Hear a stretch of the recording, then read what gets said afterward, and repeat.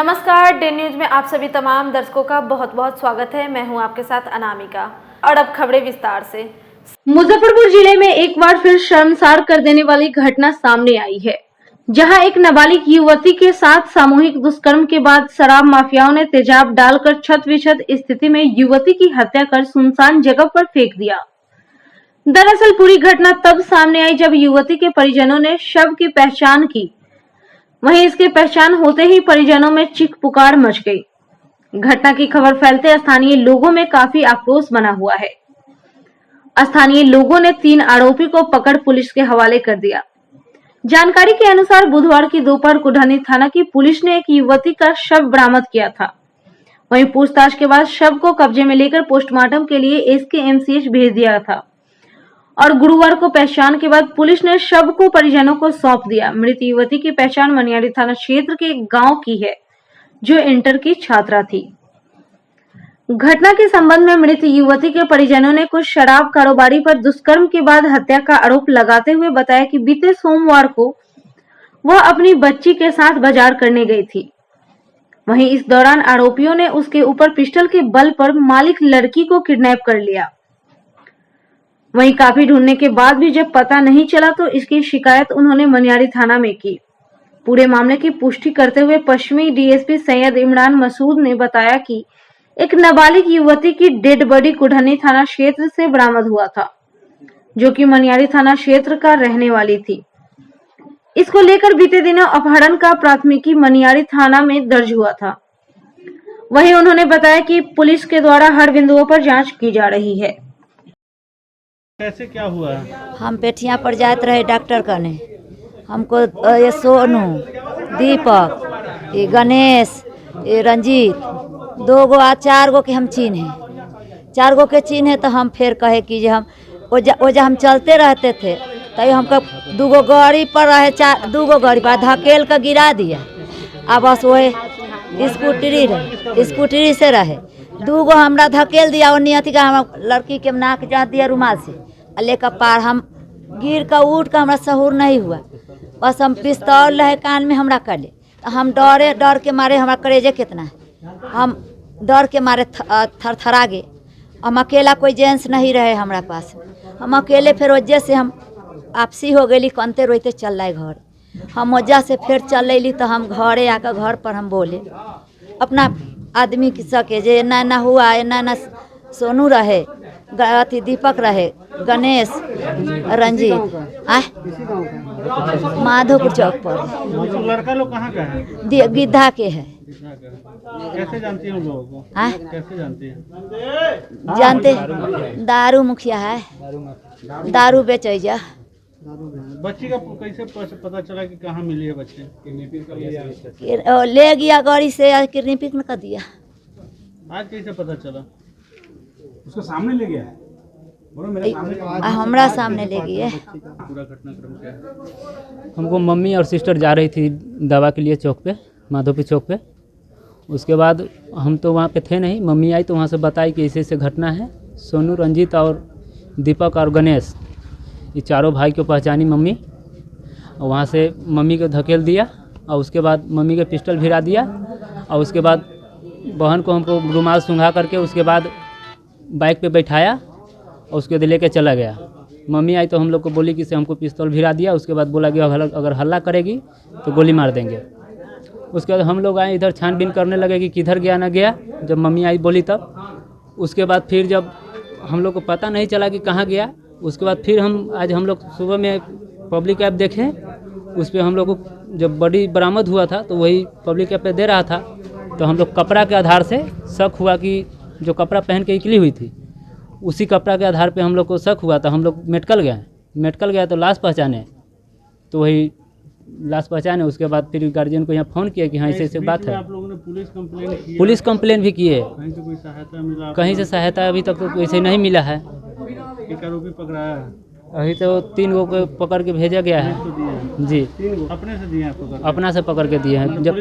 जब पुलिस आई बोली कि से लाश फूंक दीजिए, हम लोग कार्रवाई करेंगे। हम लोग मांग किए कि जब तक वो नहीं पकड़ाएगा, आरोपी नहीं पकड़ाएगा, तब तक हम लोग बॉडी को नहीं जलाएंगे। फिर हम लोग उस पर दबाव दिए उसके बाद फिर अपना फोर्स मंगाया, फिर हम लोग गए 3 गो पकड़ करके दिए। आगे क्या चाह रहे हैं आप? आगे जो चाह रहे हैं, जो भी बचल है उस सबको अथी किया जाए, सजा दिया जाए। परेशान नुकसान भी किया जा सके। पहले से टॉर्चर कर रहा था। हाँ, शिकायत की थी कि नहीं? तो ये लाज के वजह से हम लोग कहीं पे किसी को गांव में भी किसी को नहीं बताएं। मनियारी थाना क्षेत्र में एक लड़की के अपहरण का केस दर्ज हुआ था 2 तारीख को, और उसके बाद कुर्नी थाना क्षेत्र से एक डेड बॉडी मिली जिसकी पहचान उसी लड़की की उसके माता पिता ने कर ली है, और अब आगे की कार्रवाई कर रहे हैं वो। प्रथम दृष्टया मामला क्या सामने आया? जो बॉडी हमने रिकवर की थी उसमें इंजरी भी है उसके फेस पे। ऐसा लग रहा है कि फेस को डैमेज किया गया है, और ऐसा लग रहा है कि पहले से उसको मार करके उसमें फेंका गया है। इसीलिए अब केस उसमें हम फर्दर इन्वेस्टिगेट करके उसमें मामला सामने आएगा। कितने लोगों की गिरफ्तारी हुई है? अभी हम लोगों ने लड़का जिस अभियुक्त हैं लड़के पक्ष वाले, उसके विरुद्ध 3 लोगों को डिटेन किया है, पूछताछ जारी है। कुछ शराब माफिया का नाम भी इसमें सम्मिलित हो रहा है, वो सब एक जांच का विषय है अभी। इसमें आगे कार्रवाई क्या हो रही है सर? आगे कार्रवाई हम लोग पहले पूछताछ कर रहे हैं, देख रहे हैं सब सारे एंगल हम लोग इन्वेस्टिगेट कर रहे हैं।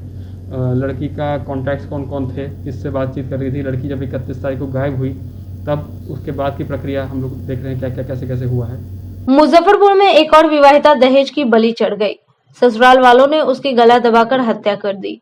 इतना ही नहीं, बगैर मैके वालों के बताए ही शव का दाह संस्कार के लिए ट्रैक्टर पर ले जा रहे थे।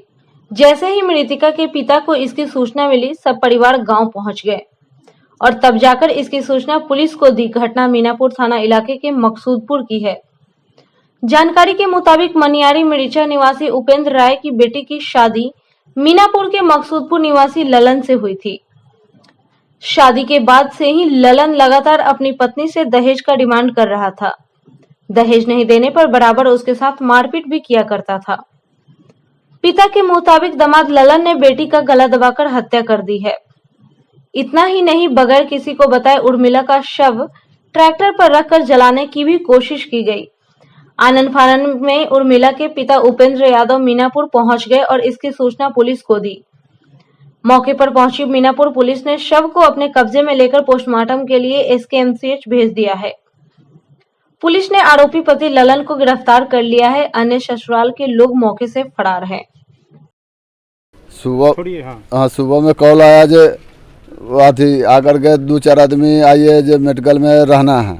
हम कहे क्या बात है, तो सीरियस हो गया है, तनका तबीयत हल्का ख़राब है और काले चम्मच से खाया है, आज नहीं खाया है, तो मेडिकल ले जा रहे हैं। तो वहाँ सेवा हुआ करने के लिए ये 2-4 आदमी वहाँ से आइए। तो हम कहे तो ठीक है हम आ रहे हैं। उसके बाद 10 मिनट के बाद पता लगा, फिर फ़ोन दोबारा किया जो डेट कर गया। तो हम कहे डेट कर गया तो लाश रोकिए, हम खुद से आ रहे हैं। बस इतना करते आप भर में जाले गाड़ी उड़ी ठीक करके आए हम। ताले देख रहे हैं जो यहाँ सारा व्यवस्था टाइट करके और उठाने के पक्ष में लगा हुआ है। क्या व्यवस्था की है? लकड़ी उकड़ी सब ट्रैक्टर पर रखे हुआ है, और चीनी का भी बोरा था, और सब उठाने के पक्ष में। बस उतना ही देर में हम लोग पहुँच गए। हाँ, जलाने जा रहा था। अच्छा। तो उतना ही देर में हम लोग पहुँच गए। इंतजार नहीं किया? ना इंतजार किया। थोड़ा देर इंतजार किया, तले अपना आदमी हमें यहाँ भेज दिया, तो रोकवा दिया लाश। तब हम लोग पहुँचे तो हम लोग थाना से जुड़े। मतलब आप लोग का इंतजार नहीं किया, उसी जलाने जा रहा था? हाँ हाँ बताइए। हाँ, इंतजार नहीं किया, बस अपना प्रक्रिया में लग गया। ऐसा क्या शक है आपको? आए देखे तो शक है, जो गर्दन जात करके मारा। कौन मारा? वो अपना ललन मारा। कौन है ललन? ललन पति होगा, दामाद आपका? हाँ। काहे मारेगा उसको? वो दहेज के कारण, पैसा के कारण। दहेज का डिमांड था? हाँ, डिमांड था। क्या डिमांड था? कितना? 2 लाख का डिमांड था। तो इसमें 1 लाख दिए हैं, 1 गाड़ी दिए हैं, और चैन दे दिए हैं, और कुछ पैसा बाकी है, उसी पर डिमांड था। और बिदागरी कराने जाते थे तो बिदागरी 2 साल से बिदागरी नहीं कर रहा है, और बीच में जाकर के दूसरा शादी कर लिया। वो भी ललन पति सब कहाँ है? भाई के भागा हुआ? नहीं है, ललन पकड़ा गया है। ललन पकड़ा गया है? हाँ, और सब भाग गया। और कौन किसका हाथ है इसमें? उसमें लाला ने 2 भाई है और उसको मम्मी है, 3 आदमी है, एगो उसको पापा है, 4 गो ठीक है। जैसे वो खबर दिया 10 मिनट के लिए, तो वो हम लोग आए यहाँ से, तो लाश लेके वो लोग ट्रैक्टर पर चीनी का बोरा उड़ा रख के गोईठा उठा जा रहा था। तो हम लोग लाश को रोके, उसके बाद वो तानाशाही बतियाने लगा हम लोगों के साथ। तो अगर जो सही से मारा तो उसको लाश रखना चाहिए घर पे, फूकने नहीं जाना चाहिए। और उसके बाद लाश ले जा रहा था, तब हम लोग उसको आपका इंतजार नहीं किया? नहीं, इंतजार थोड़ा सा भी नहीं किया। और शंका है आप लोग? वो नेटिविटी जाँच के मार दिया है, गला उला जाँच कर। क्या कार्रवाई चाहते हैं? कार्रवाई जो इंसाफ हो, इसका लड़का को सजा मिलना, लड़का को सजा, उसको घर वाला को जो मिल के मारा है सबको सजा मिलना चाहिए सर। मुजफ्फरपुर में 2 दरोगा पर लाल पानी बेचने और पीने के आरोप में गांज गिरी है। आईजी गणेश कुमार ने दरोगा बीके यादव को शराब का धंधा करने के आरोप में सेवा से बर्खास्त कर दिया है, तो दूसरा दरोगा मनोज राम निराला को ड्यूटी के दौरान शराब पीने के आरोप में डिसमिस कर दिया है। वरीय अधिकारी की इस कार्रवाई से पुलिस महकमे में हड़कंप मच गया है। दिल्ली संवाददाता आमिर से बातचीत करते हुए आईजी गणेश कुमार ने बताया कि बीते फरवरी माह में करजा थाना में प्रभारी रहते दरोगा बीके यादव को 4400 लीटर कच्चा स्प्रिट के साथ सदर थाना इलाके से गिरफ्तार किया गया था। वहीं बीके यादव एक शराब माफिया के साथ डीलिंग कर रहा था, तब से बीके यादव जेल में है। दूसरी कार्रवाई नगर थाना में तत्कालीन पीएसआई मनोज राम निराला पर हुई है। 2 साल पहले मनोज राम को ड्यूटी पर रहते शराब के नशे में धुत हालत में चतुर्भुज स्थान के होटल से गिरफ्तार किया गया था। निराला बेल पर है, लेकिन हथौड़ी थाने से लापरवाही के आरोप में लाइन हाजिर है। वहीं आईजी ने कहा है कि शराब के मामले में सरकार की 0 टॉलरेंस की नीति है। किसी भी अधिकारी को शराब या कोई भी आपराधिक मामले में लिप्त पाया गया तो कठोर कार्रवाई की जाएगी। तिरहुत रेंज के आईजी गणेश कुमार ने 2 दरोगा पर बड़ी कार्रवाई करते हुए उन्हें डिसमिस कर दिया। खुद आईजी हमारे साथ बात करने के लिए मौजूद है। सर, किस तरह का कार्रवाई हुआ? मुजफ्फरपुर जिला पुलिस में एक मामला हुआ था कुछ दिनों पूर्व। सदर थाना क्षेत्र में ही एक ट्रक पकड़ाया था अवैध शराब के ट्रांसपोर्टेशन करते हुए। उस मामले में एक दरोगा है, वो गिरफ्तार किए गए थे। उनकी सहभागिता, उनकी मिलीभगत पाई गई थी अवैध शराब के जो कारोबारी हैं उनके साथ। प्राथमिकी दर्ज करके उन्हें गिरफ्तार किया गया था। प्रशिक्षु पुआनी बीके यादव उनका नाम था। उन्हें जेल भेजा गया और उसके उपरांत मेरे द्वारा उन्हें सेवा से बर्खास्त किया गया है। एक अन्य मामला, पुराना मामला था, जिसमें एक दरोगा को पाया गया था कि वो शराब का सेवन कर रहे हैं। इस संबंध में भी उनके विरुद्ध प्राथमिकी दर्ज करके कार्रवाई की गई थी। उन्हें भी मेरे द्वारा सेवा से बर्खास्त किया गया है। क्या नाम है दरोगा का? मनोज राम निराला उनका नाम है। तो वो पुराना मामला था, उसमें भी मेरे द्वारा उन्हें सेवा से बर्खास्त किया गया है। सर, क्या आगे का क्या इसमें आगे के जितने भी इस तरह के मामले हैं, अगर कहीं भी लगता है कि कोई भी पुलिसकर्मी, किसी भी पुलिस अधिकारी की अवैध कारोबारी या अन्य किसी भी प्रकार के जो अवैध कारोबार करने वाले अपराधी हैं, उनके साथ किसी भी तरह की उनकी सहभागिता, उनकी साठगांठ पाई जाती है, तो उनके विरुद्ध कठोर से कठोर कार्रवाई की जाएगी। न सिर्फ विभागीय कार्रवाई होगी, परंतु जो वैधानिक कार्रवाई होती है प्राथमिकी दर्ज करके और अन्य जो कार्रवाई होती है वो की जाएगी। अगर उन्हें आरोप प्रमाणित होते हैं तो उन्हें सेवा से बर्खास्तगी इस तरह की कार्रवाई भी की जाएगी। सर, अभी हाल में देखा गया था 2 थानेदार को आपने सर हटाया था थाना से, उनका भी कुछ चूक बताया गया था। सर, उन पे क्या मामला प्रतीत हुआ? ये भी एक मामला था जो संज्ञान में आया था सीनियर पुलिस अधीक्षक के माध्यम से कि उनमें कुछ चूक की थी, तो उसकी भी जांच की जा रही है, उनसे भी रिपोर्ट ली जा रही है। धन्यवाद। तो आईजी गणेश कुमार को आप सुन रहे थे, इनका साफ तौर पे कहना है कि किसी भी पुलिस पदाधिकारी को शराब मामले में अगर जानकारी मिलेगी तो उन्हें किसी भी हाल में बख्शा नहीं जाएगा। कैमरा पर्सन रविकांत के साथ आमिर, डे न्यूज, मुजफ्फरपुर। गुरुवार को जिलाधिकारी प्रणव कुमार ने टीकाकरण अभियान की समीक्षा वीडियो कॉन्फ्रेंसिंग के माध्यम से की, जिसमें जिले के कई प्रखंडों में टीकाकरण अभियान में लापरवाही बरतने को लेकर गायघाट, मोतीपुर, मड़वन सहित कई प्रखंडों के एमओआईसी, डीएचएम का वेतन भुगतान पर रोक लगाने का आदेश जिलाधिकारी ने दिया। जिलाधिकारी प्रणव कुमार ने बताया कि जीविका के माध्यम से 77 केंद्रों पर टीकाकरण किया जाएगा। साथ ही आंगनबाड़ी केंद्रों पर भी कल से टीकाकरण आरंभ हो जाएगा। वहीं उन्होंने कहा कि टीकाकरण अभियान को सफलतापूर्वक संपन्न कराने वाले को रेड क्रॉस के माध्यम से 11,000 का पुरस्कार भी दिया जाएगा। आज हम लोगों ने वैक्सीनेशन के अभियान जो चल रहा है उसकी समीक्षा की और वीडियो कॉन्फ्रेंस के माध्यम से प्रत्येक प्रखंड के MOIC, DHM, DCM, BDO, CDPO और जीविका के डीटीएम के साथ भी बैठक की और जिला स्तर से भी कई पदाधिकारी कमेटी के यहाँ पर उपस्थित थे। उन्होंने पाया कि कुछ प्रखंडों में अच्छी गति नहीं रही है और एक सेशन साइट पर 10-20 ही लोगों ने टीकाकरण किया है। तो गायघाट, मरवन, ऐसे मोतीपुर, ऐसे प्रखंडों के MOIC का, BHM का, BCM के मानदेय की कटौती की गई है और उन्होंने निर्देशित किया है कि टीकाकरण अभियान चलाया जाए। इसके लिए प्रत्येक स्तर पर मॉनिटरिंग की जा रही है। जिला स्तर पर भी कंट्रोल रूम बनाया गया है। इसके अतिरिक्त जीविका के माध्यम से कल 77 नए केंद्र बनाए गए हैं जहां पर टीकाकरण अभियान चलाया जाएगा। इसी प्रकार RBSK के जो वाहन 25 चलाए जा रहे हैं उनके साथ आंगनबाड़ी केंद्रों की हम लोगों ने आज से टैगिंग करा दी है, जहां पर केंद्र पर वो गाड़ियां जाएंगी और वहां के लोगों को मोबिलाइज करके टीका कराया जाएगा। ये सारे कार्य किए जा रहे हैं। इसके अतिरिक्त रेड क्रॉस के माध्यम से उस पंचायत को, जो पंचायत सबसे पहले टीकाकरण का कार्य संपन्न कराएगी, उसको रेड क्रॉस के माध्यम से 11,000 रुपये का पुरस्कार एवं एक प्रशस्ति पत्र देने का भी निर्णय लिया गया है। तो ये सारे कार्य किए जा रहे हैं ताकि टीकाकरण अभियान में हम लोग की गति बेहतर रहे और जैसा सभी जानते हैं टीकाकरण ही बचाव है और कोरोना को यदि हराना है तो सभी लोगों को टीकाकृत होना आवश्यक है। इस पर लगातार हम लोग फोकस कर रहे हैं, ध्यान दे रहे हैं।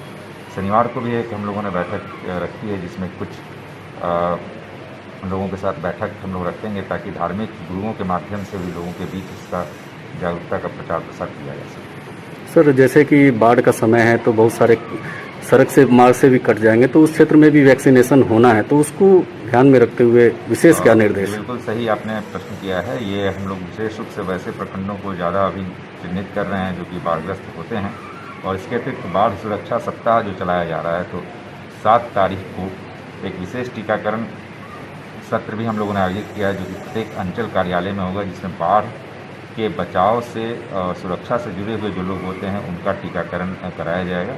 और इसके अतिरिक्त भी हम लोग का फोकस है वैसी पंचायतें, वैसे प्रखंड जहां बाढ़ पहले आती है वहां हम लोग ज़्यादा फोकस दे रहे हैं। लॉकडाउन 0.4 होते ही लोग पूरी तरह से लापरवाह होकर सड़क पर घूमने लगे थे।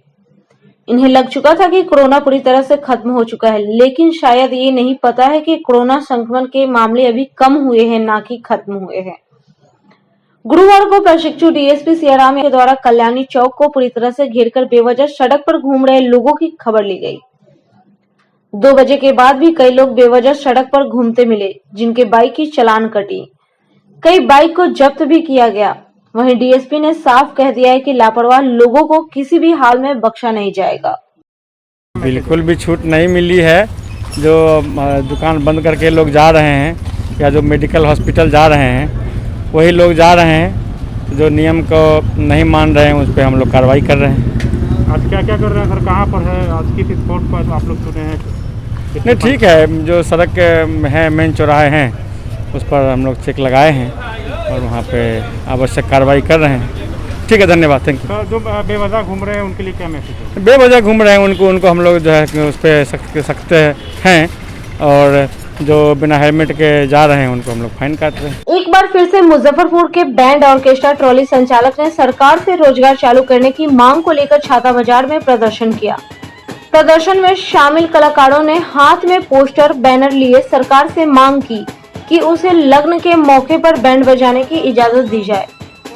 वहीं कलाकारों ने बताया कि लॉकडाउन में सरकार कई चीजों की छूट दी है, लेकिन शादी विवाह में बैंड बाजा बजाने की छूट नहीं दे रही है।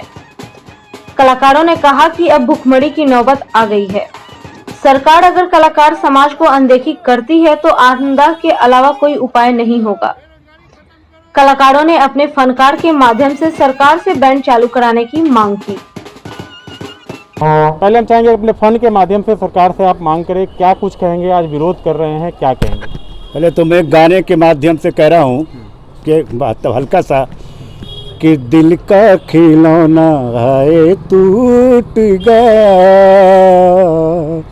दिल का खिलौना है टूट गया, कोई लुटेरा के लूट गया है, कोई लुटेरा के लूट गया है, दिल का खिलौना आए टूट गया, दिल का खिलौना आए टूट गया, हमें कोरोना के लूट गया है, हमें कोरोना के लूट गया है, दिल का खिलौना आए टूट गया। क्या कुछ मांग रखते हैं? मांगे ये जो हम लोग की सर यही मांग है कि जो है नीतीश बाबू ने हर आदमी को व्यवसाय करने का मौका दिया, टाइम दिया, लेकिन बैंड वालों पे कोई ध्यान नहीं दिया। इसकी हम लोग को बहुत दुख है। और बिहार में कम से कम 1 करोड़ कलाकार है, और अब 1 करोड़ का परिवार जोड़िए कितना होगा, करोड़ों में जाके होता है। और हम लोगों का बस सिर्फ 1 महीने का ये जो है लगन रह गया है।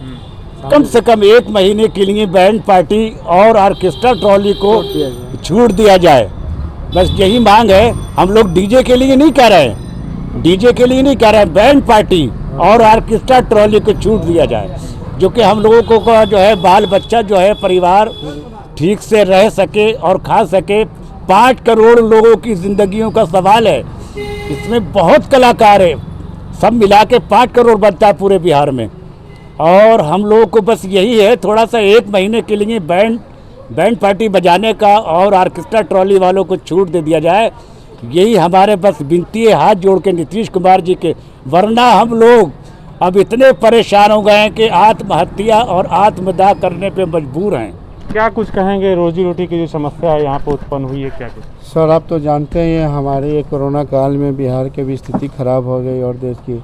सब लोग तो कुछ ना कुछ कर रहे हैं, सब लोग का रोजी रोटी कुछ ना कुछ चल रहा है, लेकिन सरकार को, नीतीश बाबू को, हमारे डीएम साहब को कोई ध्यान ही नहीं है कि भाई यहाँ एक बैंड वाला भी है, एक कलाकार भी है, उसको भी कुछ छूट दिया जाए। आप 2 तारीख से सब लोगों को तो छूट दे दी है, लगभग आप देखिए मोहल्ला गांव शहर में सब छूट है, सभी दुकानें खुल रही, लेकिन बैंड वाला है कि नहीं है, कलाकार है कि नहीं।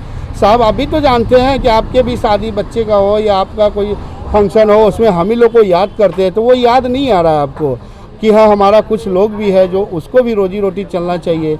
बताइए, हम लोग 3 महीने के रोजी रोटी से पूरा साल चलाते हैं और उसमें आप लोगों को कोई ध्यान नहीं है। बैंड वाले कोई डिमांड हमसे यही, हम लोग बैंड वाले और ऑर्केस्ट्रा टोली वाले का यही है कि कम से कम जिस प्रकार से आप 2 तारीख से सबका खोले हैं, हम लोग को भी ध्यान दे के हम लोग को भी कुछ छूट दी जाए।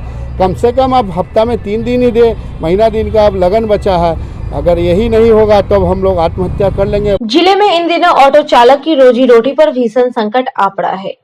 लॉकडाउन में ढिलाई के बावजूद अभी भी ऑटो चालक परिवार का भरण पोषण कर पाने में असमर्थ है। ऑटो चालकों का आरोप है कि वे यात्रियों को लेकर उनके गंतव्य तक पहुंचाते हैं, लौटने के क्रम में पुलिस द्वारा उनका चालान काट दिया जाता है।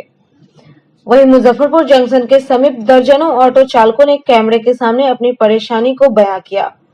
साथ ही साथ सरकार से उनके लिए भी सोचने और जरूरी मदद समेत अन्य पब्लिक ट्रांसपोर्टों की तरह 50% सवारी के साथ यात्रा करने की अनुमति मांगी है।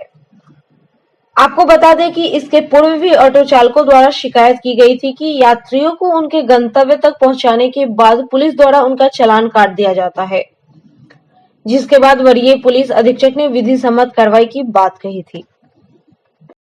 परेशानी है कि अभी पैसेंजर उतर नहीं रहे स्टेशन से, काफ़ी कम उतर रहे हैं, वो भी उतर रहे हैं तो उतना पैसा है नहीं जो अपना गुजारा चला जा सके, और रास्ते में परेशानी बहुत ज़्यादा होती है। प्रशासन द्वारा बहुत ज़्यादा दिक्कत है, कहीं चल नहीं सकते हैं, चलने पर और वापसी हम लोग आते हैं जिधर से जाने समय तो टिकट दिखाने के बाद सर लोग छोड़ देते हैं, चलो भाई जाओ, तो आने समय दिक्कत है कि नहीं तुम लोग का डेली का काम यही है, तुम लोग जाते हो यही तुम लोग का यही काम है। अब 200-400 कमाएंगे, 2000 का चालान होगा तो भी बहुत ज़्यादा दिक्कत हो जाता है, कहाँ से लाएंगे हम लोग। और जो भी अगर व्यवस्था करना हो तो बस ऑटो छोड़ देगा, बाकी क्लियर हो जाएगा। कहीं भी जाने आने के लिए सिर्फ ऑटो को फ्री कर दे, जब बस चल ही रहा है ऑटो चलेगा, बस तो चल ही रहा है। जब पब्लिक ट्रांसपोर्ट में 50% लेके चल सकते हैं तो बस उतना ही करना है, 50% से ज़्यादा हम लोग लेते नहीं, तो उतना ही कर दीजिए। और भाड़ा हम लोग जेन्युइन लेते हैं, ज़्यादा ले नहीं रहे हैं लोग।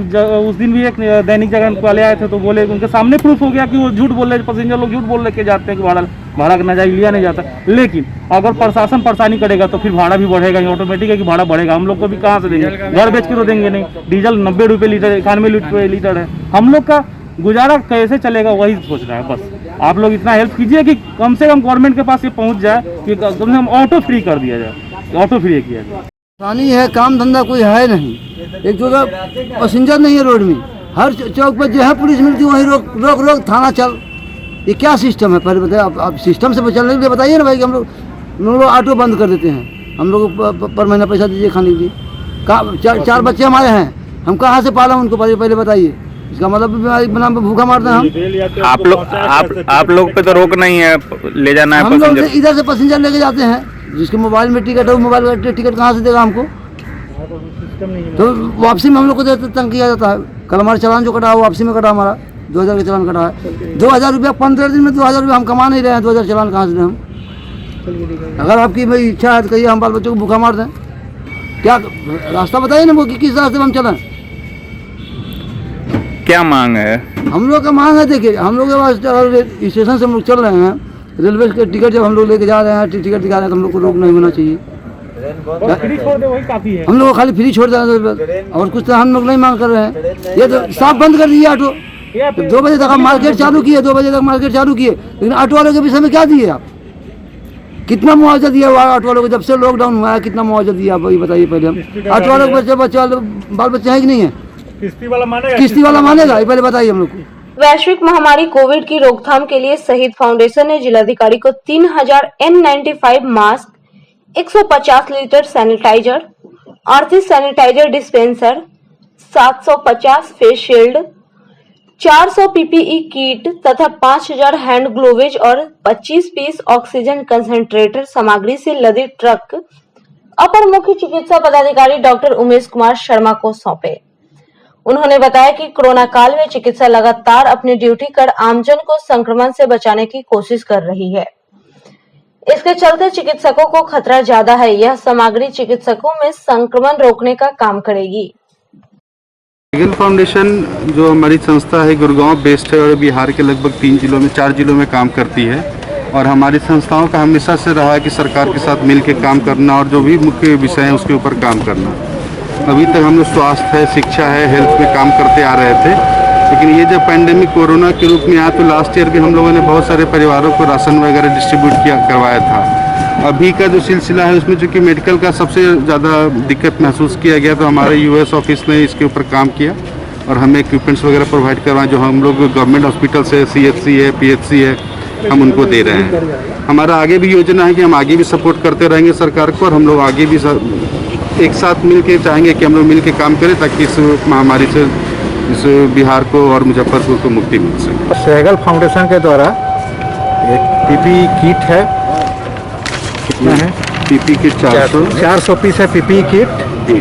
सर्जिकल मास्क है 3000 पीस और ग्लव्स है 5000 पीस। हैंड सैनिटाइजर है 150 लीटर और 5 लीटर का ऑक्सीजन कंसंट्रेटर है 6 पीस जी।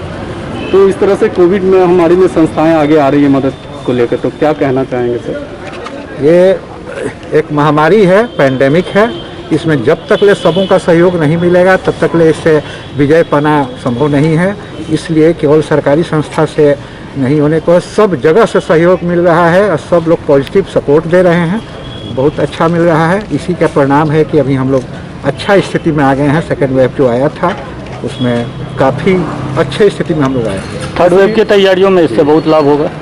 थर्ड वेव को तो हम लोग चाह रहे हैं कि थर्ड वेव आए ही नहीं, जो भी मीडिया में आ रहा है और कहीं आ रहा है थर्ड वेव का, तो हम लोग चाह रहे हैं कि हम लोगों के पास में जो हमारे साधन हैं, इम्यूनाइजेशन है और बचाव है, ये दोनों को इतना प्रचार प्रसार करें, इम्यूनाइजेशन इस लेवल पर हम लोग लाए कि थर्ड वेव का परिकल्पना ही रह जाए आए। आयुष मंत्रालय भारत सरकार के मार्गदर्शन में कोरोना पॉजिटिव मरीजों की चिकित्सा में सहायक आयुर्वेदिक औषधि आयुष 64 का विश्व आयुर्वेद परिषद के द्वारा पॉजिटिव मरीज और जिन लोगों में कोरोना के लक्षण हो उनके लिए निःशुल्क वितरण किया गया। वैद्य डॉक्टर विकास शर्मा ने बताया कि आयुष विभाग भारत सरकार रिसर्च टीम द्वारा आयुष 64 से मरीज की रिकवरी दर बढ़ जाती है। यह all India Ayurveda institute Delhi के क्लिनिकल ट्रायल के द्वारा प्रमाणित है। जिले में 9 जगहों पर इसका निःशुल्क वितरण किया जा रहा है। जिले में सरियागंज श्री प्रभाकर औषधालय वैद्य विकास कुमार शर्मा क्लिनिक पर उपलब्ध है। उसके अलावा अन्य जो है Anand Raj clinic 0 mile Wasir market में उपलब्ध है। डॉक्टर पवन कुमार के यहाँ क्लिनिक पर उपलब्ध है, ये आपको 52 बीघा कन्हौली में। उसके अलावा सभी जगहों पर दवाओं का निःशुल्क सभी जगहों पर दवाओं का निःशुल्क वितरण किया जाए। जिनको हो चुका है या सिम्टम है उसके अलावा भी लोग खा सकते हैं? नहीं, जिनको सिम्टम है केवल वही खाएंगे, जिनको सिम्टम नहीं है उनको नहीं दिया जाएगा। ये दवा जो है 18 वर्ष से लेके 60 वर्ष तक के ही आदमी को दी जाएगी। और जो गर्भवती महिलाएं हैं उनको ये दवा नहीं देनी है, उन पे अभी रिसर्च नहीं हुआ, या वैसी माताएं बहनें जो कि अपने शिशुओं को दूध देती हैं उनको भी ये औषध नहीं देनी। बिहार शरीफ के जेल में बंद बांग्लादेशी महिला के संबंध में राज्य मानवाधिकार आयोग ने गृह विभाग के अपर मुख्य सचिव से रिपोर्ट तलब की है। वहीं सजा पूरी होने के 4.5 महीने बाद भी बिहार शरीफ के जेल में बंद बांग्लादेशी रिया आफरीन रूपा को नौकरी दिलाने वाले दलाल के चंगुल में फंसकर भारत आ गई थी। जेल से मुक्त कर उसे अपने मुल्क पहुंचाने की मांग को लेकर मुजफ्फरपुर के अधिवक्ता एसके झा ने 29 मार्च को आयोग में फरियाद की थी। आयोग ने उनकी अर्जी पर सुनवाई करते हुए गृह विभाग को 26 सितंबर को सुनवाई की अगली तिथि सुनिश्चित की है। इधर अधिवक्ता एसके झा ने बताया कि 12 अक्टूबर 2019 को बिहार शरीफ की सराय थाना क्षेत्र के अहियापुर गांव में भटक रही थी नूरसराय पुलिस ने उसे गिरफ्तार कर जेल भेज दिया। बाद में उसकी पहचान बांग्लादेश के खुलना जिला के खलीसपुर थाना क्षेत्र निवासी मोहम्मद शाहजहां की पत्नी आफरीन रूपा के रूप में हुई। पुलिस ने उसे कोर्ट में पेश किया, जहां अदालत ने उसे 1 साल की सजा तथा 500 रुपए की जुर्माना की सजा दी। 22 जनवरी 2021 को उसकी सजा पूरी हो गई है। सजा पूरी होने के 4.5 महीने बाद भी बिहार शरीफ के जेल में बंद है, जिसकी रिहाई के लिए उन्होंने गृह विभाग से कार्रवाई की मांग की थी। एक बांग्लादेश की महिला, वह उसको एक दलाल जो है तो ले आया इंडिया में, यह कह करके कि चलो हम इंडिया में तुमको हम काम पकड़वा देते हैं। और उस महिला को पैसे की आवश्यकता थी, उसके बच्चे को ऑपरेशन करवाना था।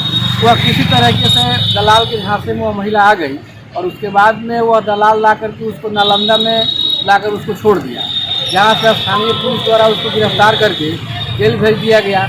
उस महिला की सज़ा जनवरी 2021 के लास्ट सप्ताह में उसका सज़ा पूरा भी हो चुका है।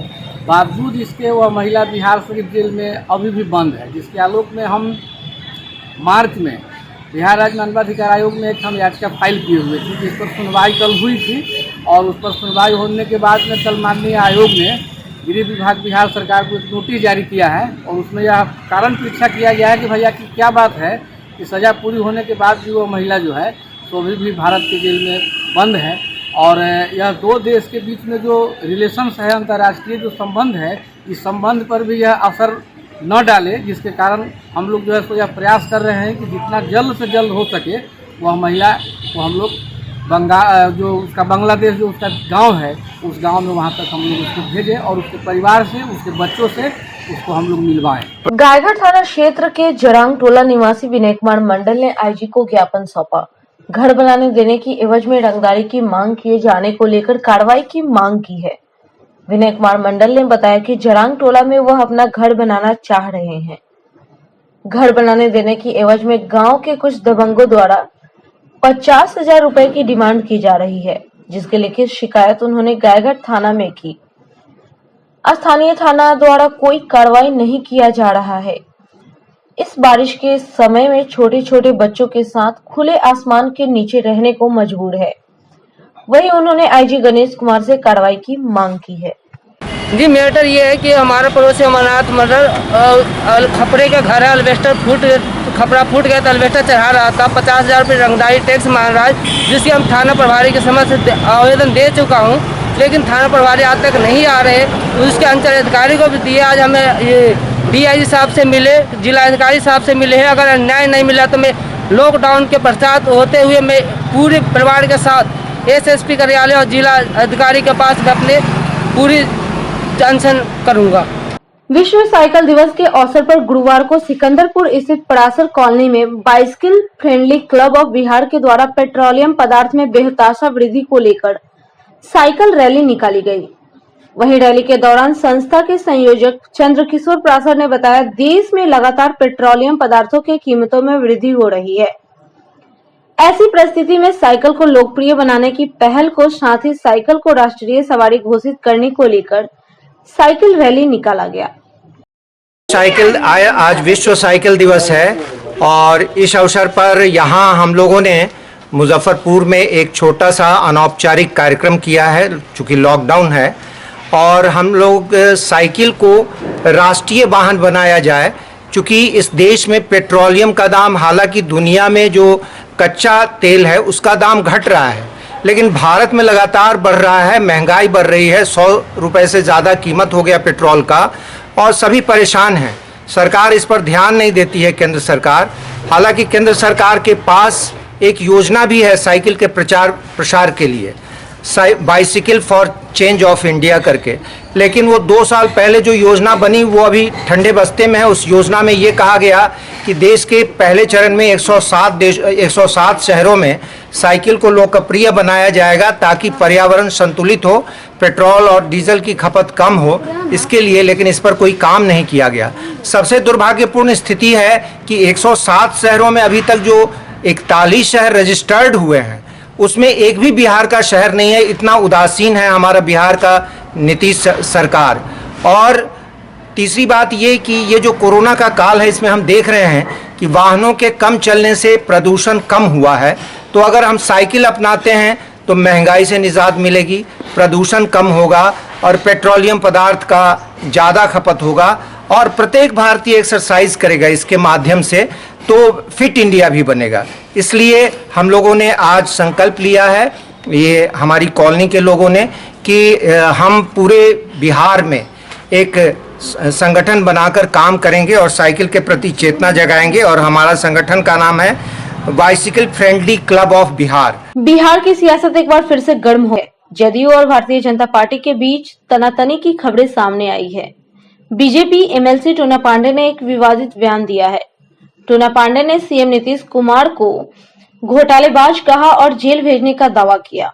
टूना बोले, परिस्थितियों के सीएम है नीतीश। टूना पांडे के इस बयान से जदयू और बीजेपी की नींव हिल गई है। वहीं इस लड़ाई में अब मुजफ्फरपुर जदयू के पूर्व जिला अध्यक्ष रंजीत सहनी भी कूद पड़े हैं। रंजीत सहनी ने एमएलसी टूना पांडे पर जमकर हमला बोलते हुए उनकी परिस्थिति वश एमएलसी करार दिया है। उन्होंने कहा कि टूना पांडे चरित्रहीन व्यक्ति है और शराबबंदी से पहले बड़े शराब माफिया थे। वहीं अब वह झारखंड में अपना शराब कारोबार फैला रहे हैं और शराबबंदी के कारण नीतीश कुमार पर अपनी खीस उतार रहे हैं। टूना जी पांडे जी का जो बयान आ रहा है ट्विटर के माध्यम से या और भी जरिए से सोशल मीडिया के द्वारा, वो सरासर बेबुनियाद गलत ढंग से वो बयान को अपने दर्शा रहे हैं। सबसे बड़ी बात है, कष्ट व्यक्ति को कहाँ से होता है, सबसे महत्वपूर्ण चीज़ जानना होगा। क्योंकि कष्ट इसलिए है क्योंकि वो बिहार में बहुत बड़ा शराब माफिया थे, शराब का कारोबार था उनका। और जब 15 में शराब बंदी हुआ उसके बाद वो अपना झारखंड बंगाल ले गए, कारोबार उधर कर रहे हैं। तो इसीलिए ज़्यादा कष्ट है उनको, क्योंकि कष्ट उन्हीं लोग को है, अनाप शनाप वही लोग बोलते हैं और वही लोग गठबंधन का पालन नहीं करते हैं जो शराब कारोबार से संलिप्त है पूर्ण रूप से। और आपको बता दें कि सबसे बड़ी चीज़ है व्यक्ति का चरित्र, और वो नीतीश कुमार जी के बारे में बोल रहे हैं जो खुद अपना आप वो चरित्र को देखें, खुद चरित्रहीन लोग हैं। 16 में देखिए उनके साथ क्या हुआ, ट्रेन में सफ़र कर रहे थे और एक बच्ची के साथ छेड़खानी का मामला आया जिसमें उनको जेल तक जाना पड़ा, पार्टी उन पर कार्रवाई भी की। तो हमारे प्रदेश के नेता इनको अपना सूचित किए हैं, एनडीए के जो भाजपा के हमारे बड़े नेता हैं उन लोग को, और निश्चित रूप से इन पर कार्रवाई होना चाहिए, क्योंकि गठबंधन धर्म का पालन करना चाहिए। जो इनके नेता हमारे बिहार में माननीय मुख्यमंत्री नीतीश जी को जब मान चुके हैं तो फिर इन लोगों को कष्ट सिर्फ शराब के कारोबार करने के लिए ही कष्ट हो रहा है। और बता देते हैं आपको कि सबसे बड़ी बात है ये उस व्यक्ति पर उंगली उठाने का काम कर रहे हैं, आलछन लगाने का काम कर रहे हैं जो बिहार नहीं पूरे देश में अपने आप में एक विकास पुरुष के नाम से जाना जाता है। और संयोग से हम लोग 15 में हमारा अलायंस से 1 साल के लिए जो आरजेडी के साथ हुआ था, अलग हम लोग लड़े थे, तो भाजपा से संयोग से परिस्थिति बस एमएलसी हो गए, नहीं तो ऐसे चरित्रहीन लोग को राजनीतिक में कोई जगह मिलना भी नहीं चाहिए। भारत के पूर्व रक्षा मंत्री और मुजफ्फरपुर के पूर्व सांसद जॉर्ज फर्नांडिस की 51वीं जयंती पर नागरिक मोर्चा के द्वारा चिल्ड्रन पार्क स्थित उनके प्रतिमा स्थल पर जयंती समारोह का आयोजन किया गया। मोर्चा के महासचिव मोहन प्रसाद सिन्हा, रमेश प्रसाद सहित उपस्थित मोर्चा के सदस्यों ने उनके स्मारक पर माल्यार्पण कर श्रद्धांजलि अर्पित की। मोर्चा के महासचिव मोहन प्रसाद सिन्हा ने कहा कि जॉर्ज फर्नांडिस के योगदान को जिलावासी कभी नहीं भुला सकते। उनका सपना था मुजफ्फरपुर को मिनी मुंबई बनाने का। मुजफ्फरपुर के पूर्व सांसद, पूर्व रक्षा मंत्री, दुनिया के महान मजदूर नेता जॉर्ज फर्नांडिस की आज 51वीं जयंती है। आज ही के दिन 1930 में महान विभूति का जन्म हुआ। आज उनके जयंती पर नागरिक मोर्चा द्वारा उनके प्रतिमा स्थल चिल्ड्रंस पार्क में उन्हें सत नमन किया गया। मुजफ्फरपुर वासियों की ओर से महान विभूति को भावभीनी श्रद्धांजलि अर्पित की गई। लेकिन दुर्भाग्य है कि ऐसे महान नेता का प्रतिमा स्थल जो पार्क है उसमें हमेशा ताला बंद रहता है। आज के दिन भी वो नहीं खुला था। नागरिक मोर्चा के कहने के बाद इसका ताला खोला गया। इसलिए नागरिक मोर्चा जिला प्रशासन से मांग करती है कि जॉर्ज फर्नांडिस के प्रतिमा स्थल को समय से खोला जाए और समय से बंद किया जाए।